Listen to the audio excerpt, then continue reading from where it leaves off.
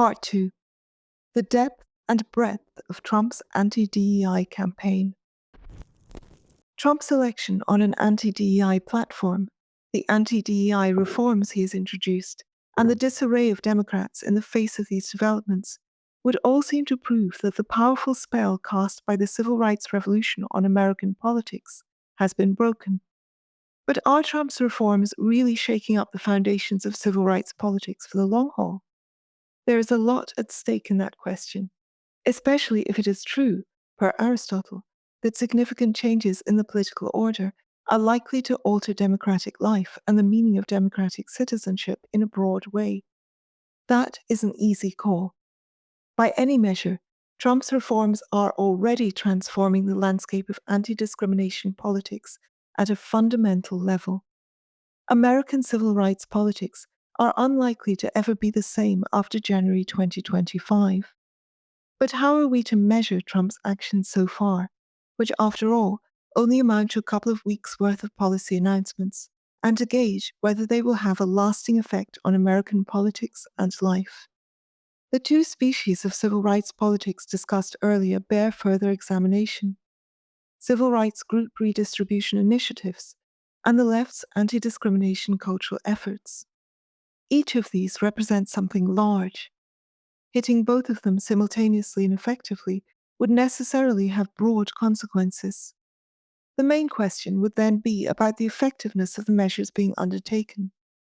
We have enough information now, it seems to me, to say that we should not underestimate the significance of what the Trump administration is doing. The cultural dimension. The Trump administration's abrupt elimination of all of the federal government's DEI offices and personnel, to be followed by efforts to bring about something similar in the private sector, represents a massive shock to the system that will be felt for a generation or more. As we have seen, under the guidance of the left's civil rights politics, federal law had been instrumental in establishing, in the workplace and in the educational sphere, a semi-voluntary, semi-official, and extremely complicated web of institutions, personnel, and ideas to advance a pervasive and penetrating program of cultural, social, and personal change. While it lasted, this maze of anti-discriminatory activity was ambitious and inventive and energetic. But the Trump administration is now revealing that its institutional foundations were always weak and vulnerable. The administration's main strategy for dealing with all of this, laid out in detail in EO 14151, is simple and direct. Trump's order calls upon each agency, department, or commission head to terminate all DEI offices and positions, including but not limited to Chief Diversity Officer positions, all DEI positions, committees, and programs, all equity initiatives or programs. Eliminating the DEI offices and officers affects the cultural side of DEI by halting all the cultural work done by those offices and those individuals within the federal government. The tasks of monitoring and policing anything in the ballpark of discrimination, of assessing the climate of federal agencies, of teaching everyone within it the true path, of publicizing and reporting on the good work being done, or just as important, the failure of those under the sway of the regime to measure up. Unsurprisingly, the orders do not concern themselves with enumerating those tasks in detail. Where DEI practices are targeted, they are named in a very general way. Gone now are all equity action plans, initiatives, or programs. So too all DEI services and activities. Diversity training and training policies do receive special, negative attention. Federal contractors who have provided DEI training or DEI training materials to agency or department employees must now be reported. Simply by removing those who enforced its norms and disavowing the idea of DEI in a general sense, the Trump orders strike a powerful blow to the invasive, preachy, punitive, and censorious dimensions of anti-discrimination enforcement within the federal government. The evisceration of DEI here goes far beyond anything attempted by red states, which have taken steps in recent years to try to rein in DEI offices and officers at the state level without simply eliminating them. But conservatives involved with such initiatives have long complained that the bureaucracy is adept at evading their reach. Those in charge of the Trump anti-DEI push clearly learned from these earlier efforts. Not only did they strike more forcefully, but the orders also explicitly warned those carrying them out to be on the lookout for any attempts to misleadingly relabel DEI. EO 14151. Another key choke point is funding. Likewise targeted for termination are all equity-related grants or contracts and all DEI budgets and expenditures. Agencies must now provide a list of all federal grantees who receive federal funding to provide or advance DEI, and will henceforth be required to prepare reports on the economic and social costs of DEI. Connected to this, employment practices and union contracts are to be purged of all DEI content, as are DEI performance requirements for employees, contractors, or grantees. The cultural side of the anti-DEI campaign focuses first on the conduct of the state, a blueprint of cultural counter-revolution within the institutions of government. But the Trump administration is clearly aiming to extend these efforts into the private sector as well. As is already indicated in some of the language quoted above, federal private contractors and grantees are subject to this aspect of the anti-DEI orders as well. That other steps to limit DEI's hold on private life are contemplated is indicated with breathtaking audacity in EO 14173. Quote, "The Attorney General, within 120 days, shall submit a report containing recommendations to encourage the private sector to end illegal discrimination and preferences, including DEI. The report shall contain a proposed strategic plan identifying the most egregious and discriminatory DEI practitioners in each sector of concern. Each agency shall identify up to 9 potential civil compliance investigations of publicly traded corporations, large non-profit corporations or associations, foundations with assets of $500 million or more, state and local bar and medical associations, and institutions of higher education with endowments over $1 billion. If politics is architectonic, then this is Trump's own long march through the institutions. The private sector is watching, and all of these legal steps will only accelerate the widely reported retreat of corporate America from its DEI commitments, to say nothing of state and local government, especially in red states. Education, public and private, is also the target of anti-DEI efforts in the cultural sphere. This is most clear in EO 14190, which deals with K-12 education. Here we see the resurrection of what was termed divisive concepts in a 2020 Trump executive order, EO 13950, rescinded by Biden, now relabeled discriminatory equity ideology. By banning these teachings in public and private education, and by promoting an alternative to it, patriotic education, the Trump administration engages in cultural politics in a very direct way. Similar efforts appear in EO 14185 pertaining to the military. Much more can and likely will be done in the educational domain. One striking feature of the executive orders issued thus far is the emission of a broad anti-DEI directive for higher education. While many of the 9 anti-DEI orders released to date touch on higher education, they either do so narrowly or deal with questions pertaining to some one group, anti-Semitism and transgender claims, for instance. There are reasons to wonder about the effectiveness of the divisive concepts bans in particular. This is a ham-fisted tool, and their impact will not be so immediately dramatic and apparent and effective as those discussed above, or the attack on affirmative action summarized below. This is in part because, as similar red state efforts undertaken during the past few years have proven, divisive concepts bans are vulnerable to free speech challenges, most clearly demonstrated by the defeat of Florida's Stop Woke Act in federal court. This concern appears in the form of various reassurances about freedom of speech that appear in some of the anti-DEI orders. More generally, because they touch very openly on what people are supposed to think and say, they smack of illiberalism and are generally unpopular.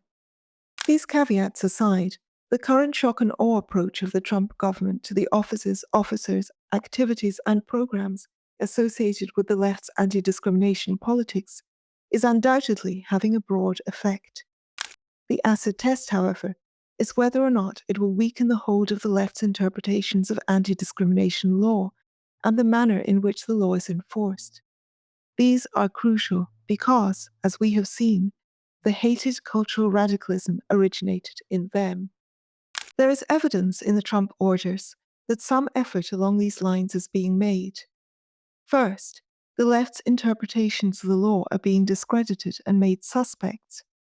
Here is a potentially good effect of the divisive concept bans, were they somehow reconceived as efforts to reform anti-discrimination law. Attacking ideas like unconscious bias and privilege, the government's divisive concepts bans take aim at core assumptions of the left's interpretation of the fight against discrimination. Attacking these concepts in the law raises no free speech objection. Much more fundamentally, the left's interpretation of the law is being displaced by a rival interpretation of civil rights statutes and a colorblind approach to non-discrimination and equality of opportunity for all Americans, EO 14173. This can be found on every page as the orders repeatedly appeal to our civil rights laws. The substance of this view of the law may be discerned by its consistent characterization of Biden-era positions as, quote, illegal racial discrimination under the guise of equity, and in its repeated prohibition of, quote, discriminatory and illegal preferences, EO 14173. At one point, developing a more detailed account of anti-discrimination law's proper meaning is called for explicitly in monthly gatherings of top officials meeting to, quote, formulate appropriate and effective civil rights policies for the executive branch, EO 14151. Enforcing and reinforcing a moderate and sound interpretation of civil rights law would have the systemic effect of altering the meaning and tone of civil rights enforcement within the federal government and beyond. That broad consequence would be at least as important as everything that Trump has already been able to achieve. It is true, however, that DEI offices and officers do not comprise all of the federal government's civil rights effort. Offices of civil rights, or their equivalent, exist in every agency of the federal government and will still exist under the orders issued to date. Those offices are necessary and have statutory commitments that cannot be altered significantly without input from Congress. How exactly the assault on DEI and discriminatory equity ideology is related to the necessary and legitimate enforcement of civil rights law is left unclear. Crucially, by focusing mainly on offices and officers, the anti-DEI effort need not get mired in the details of DEI practices, some of which might seem to lend support to the existence of some offices and officers, insofar as they might seem to be tied to civil rights enforcement. That is a bold stroke, and indicates great political flexibility in what the Trump administration is doing in these early days. The changes surveyed here will be hard to undo. In this assault on the cultural dimension of the left's civil rights vision, DEI's own legal and institutional irregularities contribute to its demise. Created mainly by semi-official, semi-voluntary, and indirect modes of employment discrimination enforcement, their legal vulnerability has always been hidden in plain sight. What is not strictly mandated by the law may be eliminated by law. Moreover, because it was established largely by executive decisions and not by statute, DEI's institutionalization has always been subject to immediate deconstruction by nothing more than executive command. The legal vulnerability of DEI was hidden by its long-standing political invulnerability. So long as Democrats were in power, its flexible legal foundation helped to expand DEI. Likewise, until now, Republicans, beholden to and cowed by the moral power of the civil rights revolution, were unwilling to question its authority. That includes Trump, by the way, who had long supported affirmative action in gay marriage and did not begin to turn against DEI, divisive concepts, until the end of his first term. The 2020 was a turning point. Republicans, buoyed and steeled by populist anger, began to see that limited government alone would not be strong enough to confront anti-discrimination extremism. Using red states as laboratories of democracy, conservatives learned how to turn the machinery of the progressive state against itself. The stage was set for a day when Republicans controlled the White House, Congress, and the Supreme Court. Group Equality 2. On the group redistribution front, Trump has hit even harder, if that is possible, and in policies that are clearer and more precisely crafted.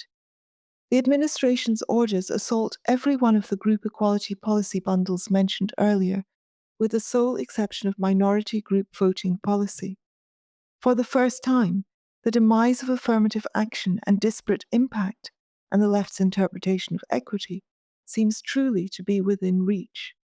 The federal government's own affirmative action employment efforts end with these orders, especially in Executive Order 14170, titled Reforming the Federal Hiring Process and Restoring Merit to Government Service, which calls for a federal hiring plan that will, quote, prevent the hiring of individuals based on their race, sex, or religion. The end of affirmative action is also indicated by two other executive orders: Ending Radical and Wasteful Government DEI Programs and Preferencing, EO 14151, and Ending Illegal Discrimination and Restoring Merit-Based Opportunity, EO 14173. These orders go a long way towards ensuring that federal contracting power will no longer be used to support affirmative action in the private sector. In perhaps the most astonishing step taken in all of Trump's anti-DEI initiatives, his Executive Order 14173 revokes Johnson's 1965 Executive Order 11246 and several subsequent orders that strengthened it, the lodestone of American affirmative action policy. Here, in one bold stroke, 60 years of executive orders, supplemental policies and guidance documents, and federal court precedents interpreting 11246 and its progeny die a sudden death. Ronald Reagan contemplated this step but drew back, as did every other Republican president, including Trump in his first term. Likewise, the government's embrace of equity and disparate impact has been demolished. Biden's whole-of-government equity agenda and the equity agency teams he created in all federal government agencies are no more. Within 60 days, each agency, department, or commission head must take steps to terminate all equity action plans, equity actions, initiatives, or programs, equity-related grants or contracts, and all DEI or DEIA performance requirements for employees, contractors, or grantees. So far as I can see, the terms disparate impact and disparities are never even used in these orders. Affirmative action is used only once, but the failure to use that language should not be taken as a sign of non-confrontation. Indeed, that view of things is now simply rejected as illegal discrimination, a phrase that appears over and over again in the titles and text of these executive orders. Gone too are several Biden executive orders advancing governmental group equality/equity initiatives tailored specifically to the interests of Blacks, Hispanics, Native Americans, Asians, and LGBTQ groups. This is not just a purging of government affirmative action and equity. The power of government is being harnessed to reshape the private sector with vigor. The reach of these efforts into the private sector, already indicated by the demise of EO 11246, bears emphasizing. All references to DEI and DEIA principles are to be excised from federal acquisition, contracting, grants, and financial assistance procedures. Not only that, but now the Office of Federal Contract Compliance Programs, OFCCP, long a citadel of the anti-discrimination left, will be used to police anything smacking of affirmative action. Where once government contractors had to report the racial, etc. composition of their workforce, henceforth all federal contractors and subcontractors will now be required to certify that they do not operate any programs promoting DEI that violate any applicable federal anti-discrimination laws. Apparently, government paperwork never goes away, though its substance may be radically altered. Similarly, The orders highlight litigation as another important strategy, EO 14173, to go after affirmative action and equity in the private sector. We will be hearing much more about the reach of these initiatives into private life, since Trump's march through the institutions is concerned at least as much with identifying egregious and discriminatory affirmative action efforts in, quote, publicly traded corporations, large non-profit corporations or associations and foundations, as it is with policing the cultural aspects of the left's anti-discrimination zeal. Higher education affirmative action is not yet the subject of any one executive order. Several anti-DEI orders affecting K through 12 have been issued, so one assumes a similar package for higher education will be forthcoming soon. But one order does mandate compliance with the Supreme Court's 2023 anti-affirmative action decision, Students for Fair Admissions versus Harvard. EO 14173 commits the Education Department's Office of Civil Rights to policing, quote, all state and local educational agencies that receive federal funds, as well as all institutions of higher education that receive federal grants or participate in the Federal Student Loan Assistance Program, to ensure that they comply with the SFFA decision.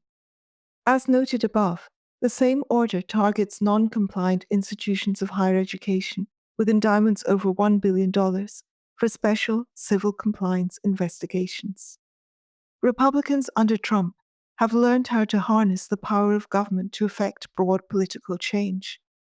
Group redistribution in America was made by law, and now Trump is showing how law can unmake it.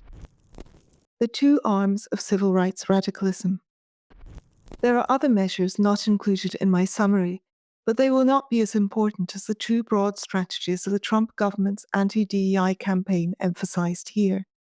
Free speech initiatives, wielded against DEI in many red states and advocated by groups long critical of DEI, like the National Association of Scholars, NAS, Foundation for Individual Rights and Expression, FIRE, and Heterodox Academy, do make an appearance in some of the orders, but not really as an anti-DEI strategy.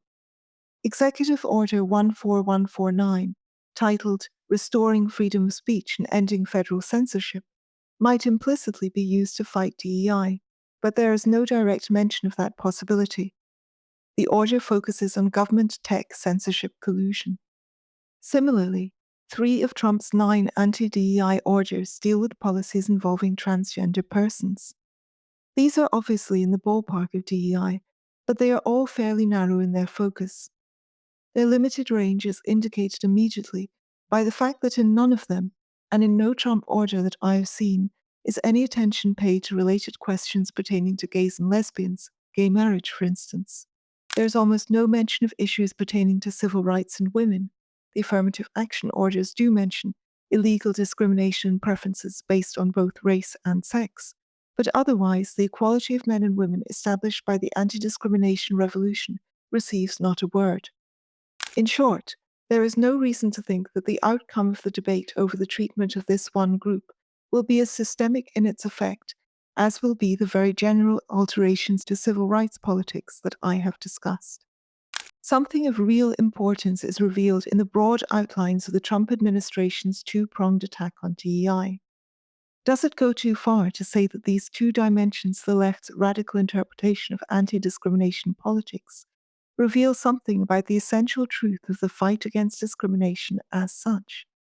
In 1964, the anti-discrimination revolution began by attempting to eradicate, or at least minimize, overt cases of individual and intentional discrimination in segregated schools, segregated restaurants and hotels, Title II, racist employment practices, Title VII, segregated housing, and the like. This was already an ambitious democratic project. It is a sign of how much has changed in the years since, that by our standards today, we might be inclined to view that original impetus as representing a limited set of aims. But once that project was entrenched in law and accepted as gospel by the public, persisting group inequalities plausibly tied to past discrimination began to be viewed in a new light. What discrimination itself amounted to began to change. It was now understood to be something bigger and more deeply entrenched and harder to eradicate, systemic, societal, structural. That step, which happened immediately, was quickly followed by another redefinition of discrimination to expand its reach to the opinions we hold, stereotypes, and the things we say and do to one another in our everyday social interactions. Harassment. Novel enforcement mechanisms and offices and officers were created to police these new norms. In the concept of discrimination, Americans found a whole world of egalitarian concern that was never before recognized so clearly in the history of democratic politics. These expansions of the original idea of anti-discrimination happened so quickly and without real opposition that they suggest something necessary to the basic idea was being worked out. Recall all the conservative Supreme Court justices and Republican politicians who helped create the new scheme. What do these two expansions of the civil rights revolution's original meaning suggest? Aristotle once observed that all political disputes are about either money or honor. Civil rights politics is a politics of redistribution and recognition. More or less overnight, a program of redistribution and recognition became the authoritative template for thinking about democratic group politics, displacing an older system for managing group politics derived from our liberal constitutional tradition.